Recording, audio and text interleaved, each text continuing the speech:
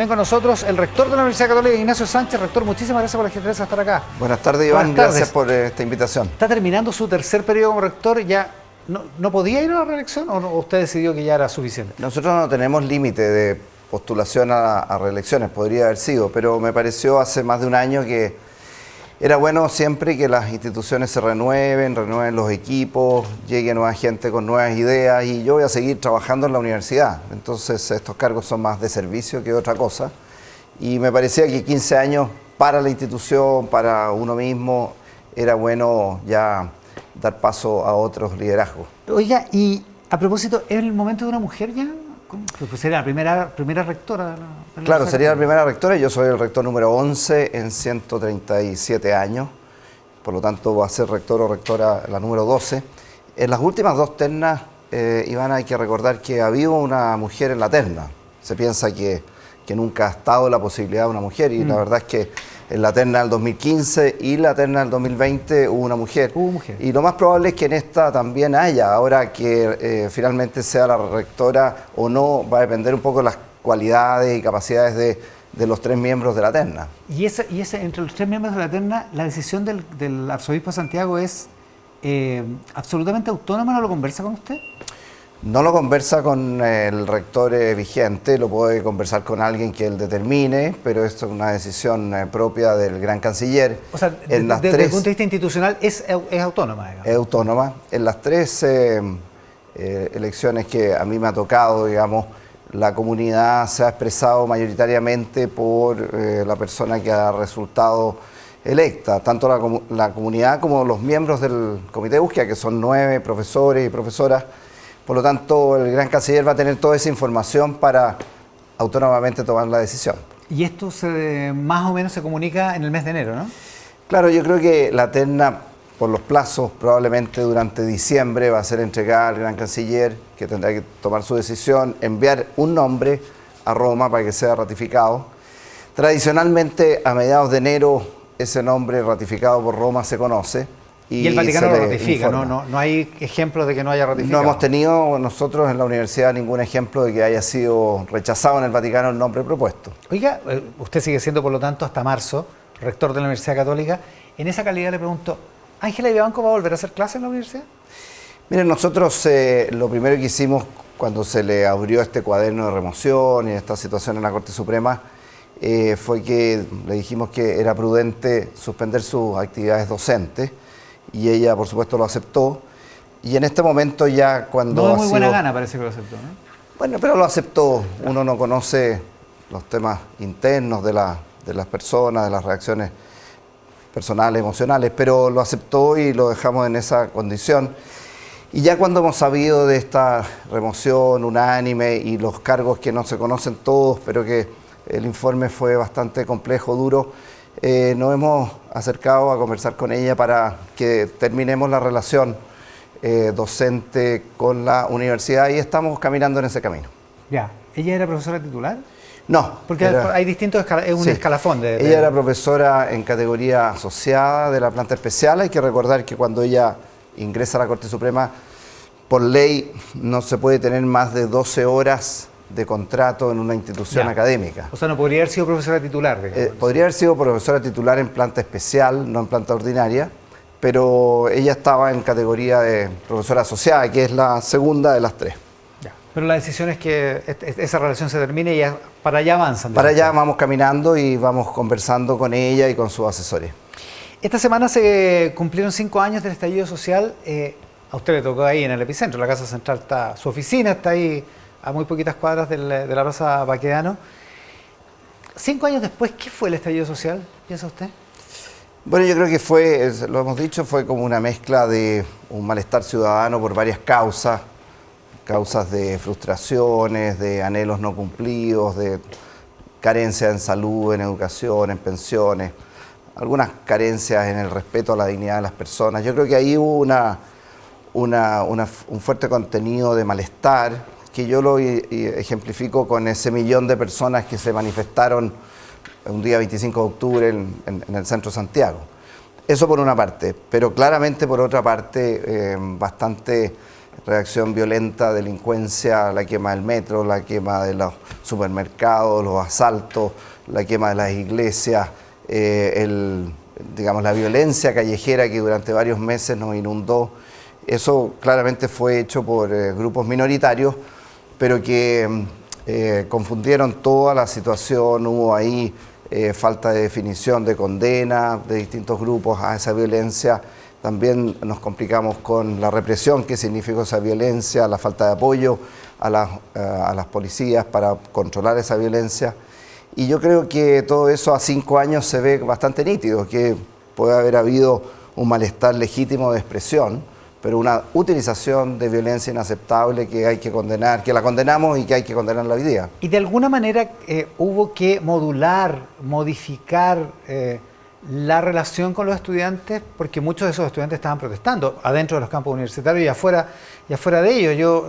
Usted sabe que yo estudié en la Universidad Católica, claro que era la época de Pinochet, así que eran distintas las cosas, pero igual la rectoría no era muy proclive a conversar con los estudiantes. Usted, en cambio, sostuvo diálogo.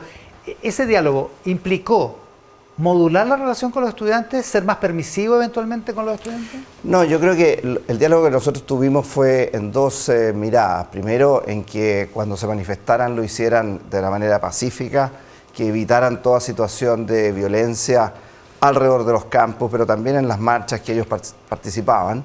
También hicimos lo posible porque se mantuviera la actividad académica. Ahí comenzamos con mucha actividad semipresencial. Recordemos que hoy día hacer actividades online es bastante común, pero antes de la pandemia nosotros ya en vista del estallido estábamos trabajando con muchos profesores y estudiantes para transformar actividades online las que no pudieran ser presenciales, porque no había metro, porque los campos estaban cerrados. Era imposible llegar al campo de la Casa Central, era imposible exacto, llegar. O a San Joaquín. Ahora, tuvimos mucho contacto con la dirigencia estudiantil, porque teníamos manifestaciones en las puertas de San Joaquín, muy cerca de Casa Central, y también tuvimos mucha conversación con quienes pacíficamente se manifestaban. Por ahí se viralizó fotografías mías conversando con estudiantes que estaban sentados en la calzada, conversando en una calzada muy pacífica que estaba cerrada hace muchas horas. Y me alegro mucho haberlo hecho y lo sigo planteando de la siguiente manera. Cuando hay estudiantes de nuestra universidad que estudian antropología, Iván, que tienen 4º año de antropología, que cuando yo salgo a ver los daños de la Casa Central, que todos los días revisaba por rotura de vidrios, por rayados, me llaman para conversar y les pregunto qué estudian, antropología, y estamos sin saber entender este movimiento social y empezamos a conversar y claro, me siento con ellos en una calzada que estaba cerrada hacía muchísimas horas y que había niños, había gente de distintas edades conversando con ellos.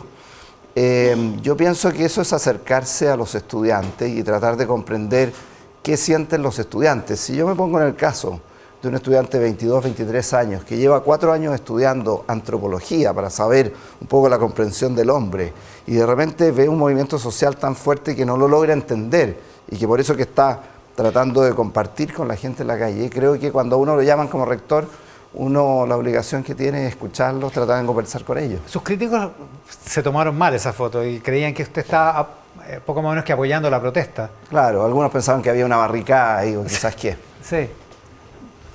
¿Qué piensa de esos críticos? Yo pienso que muchas veces cuando uno ve una imagen transforma o transfiere lo que uno tiene en la cabeza y trata de ver esa imagen con lo que uno tiene. Digamos. Claro, es la proyección de que si uno piensa que todo es protesta, que todo es violencia y uno ve una foto piensa que eso está en el marco de una violencia. A mí, yo entiendo que hayan confusiones, lo que me hubiera gustado es que esos críticos hubieran preguntado antes de tomar conclusiones, pero eso es muy humano, tratar de proyectar lo que uno tiene adentro y transportarlo al otro. ¿Usted se siente orgulloso de eso?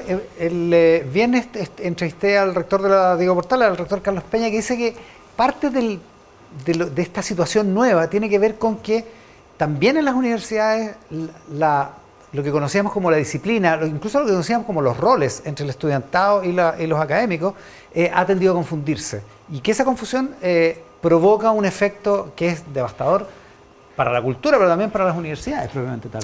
Claro, habría que preguntarle al rector Peña si es que eso lo extrapola o lo proyecta en su propia institución, pero no es la realidad de la nuestra.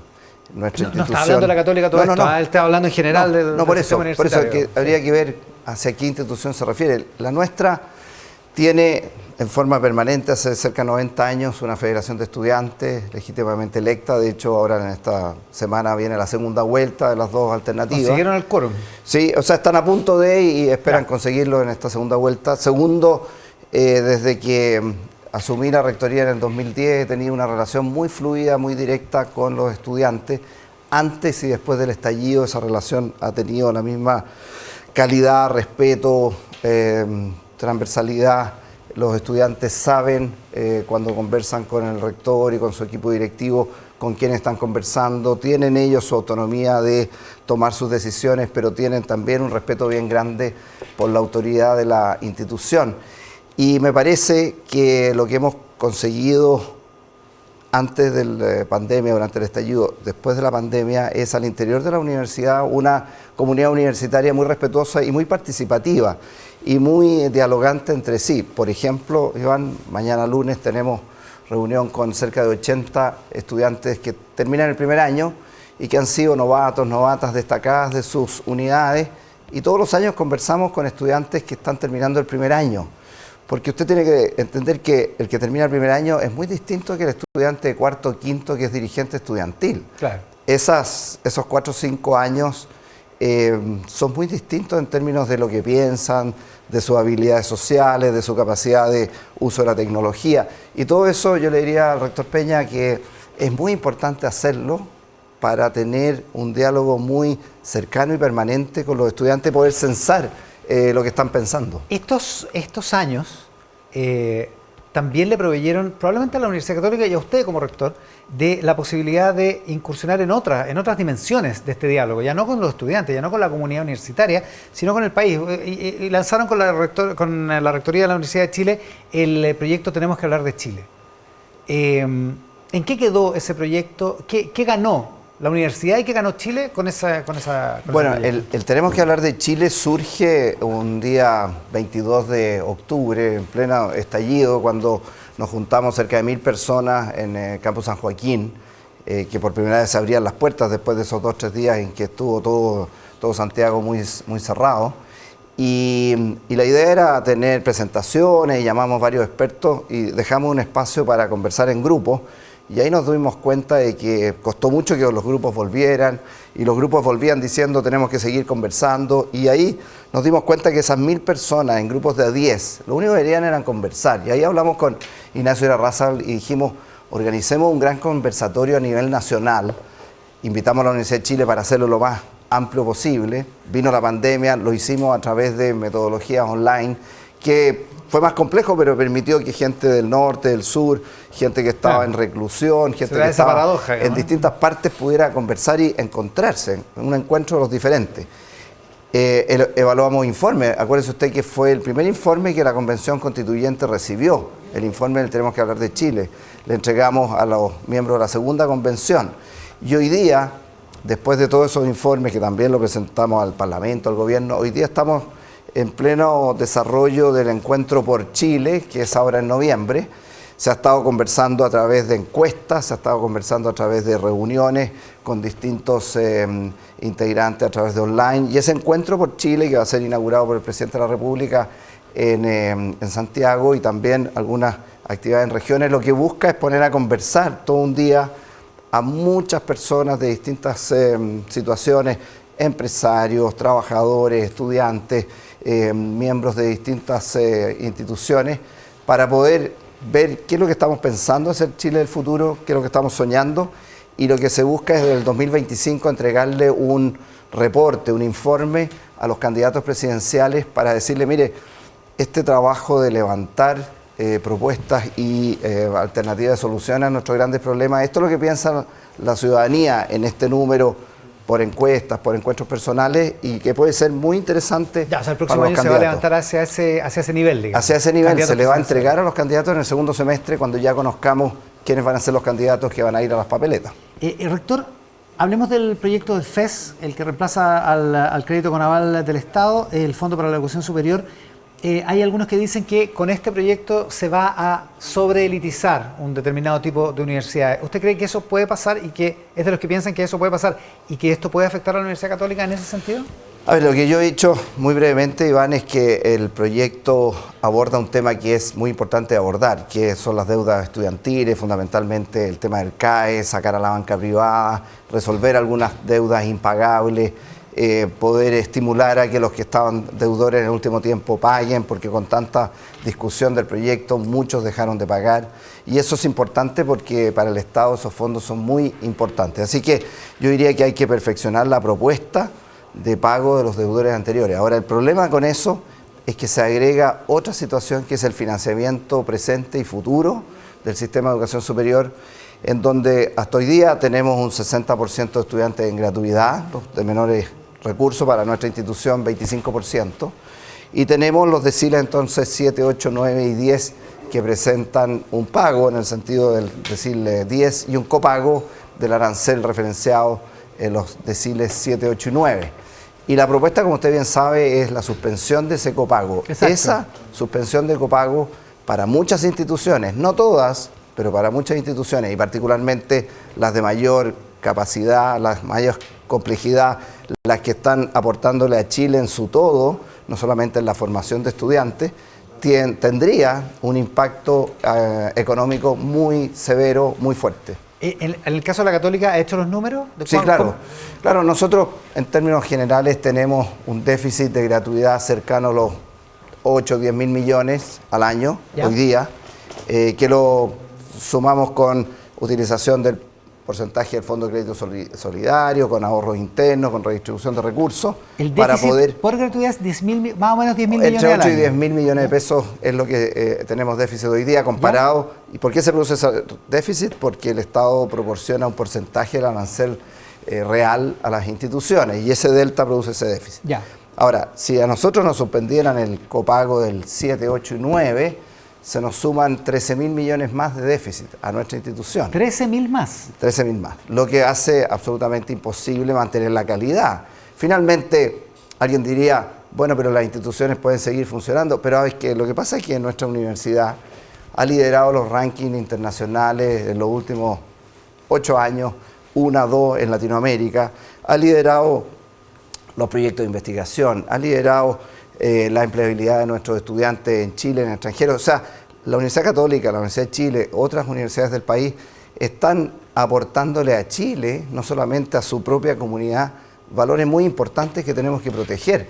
Y si las principales universidades que tienen mayores costos, porque tienen profesores que tienen mayores salarios, porque tienen mayor formación, es toda una cadena, si tuvieran que adaptarse a los déficits que nos van a poner en riesgo, la calidad del sistema universitario va a disminuir, y eso es lo que no queremos. Estamos hablando de más o menos 20 millones de dólares al año, así en orden de magnitud. ¿El presupuesto de la Católica cuánto es? Bueno, el presupuesto de la Católica central es más o menos unos 250 millones. Ya, central. o sea, es casi un 10%. Claro, no sé, es muy fuerte. O sea, para cualquier empresa es harta plata, digamos, ¿no? Para cualquier empresa es mucha plata. Nosotros tenemos, conocimos versiones iniciales en que tampoco había copago en el decil 10, eso hubiera sido absolutamente imposible. Producto de las conversaciones que se tuvo con el Ministerio, eso se evitó. ¿Esto se tiene que corregir? Se tiene que corregir, ¿no? O sea, lo encuentro imposible que se acepte de esta manera, y tenemos que corregir enfocando, como digo, las deudas, organizando los deudores que estaban con complicaciones, y en el tema del financiamiento futuro tenemos que volver a tener el copago, que dicho sea de paso, Iván, la actual ley que se realizó en el gobierno, segundo gobierno de la presidenta Bachelet, que la firmó el presidente Piñera, esa actual ley habla del copago de los deciles 7, 8, 9 y 10. Entonces no estamos pidiendo algo que no exista hoy día, y estamos diciendo arreglemos el tema de los créditos, pero no compliquemos a las instituciones. El Estado el gobierno, el Estado tiene que preocuparse de las familias, de sus deudas, pero si no se preocupa de las instituciones universitarias, ¿qué desarrollo sustentable esperamos para Chile? Rector, muchísimas gracias por la gentileza de venir hoy día. Gracias por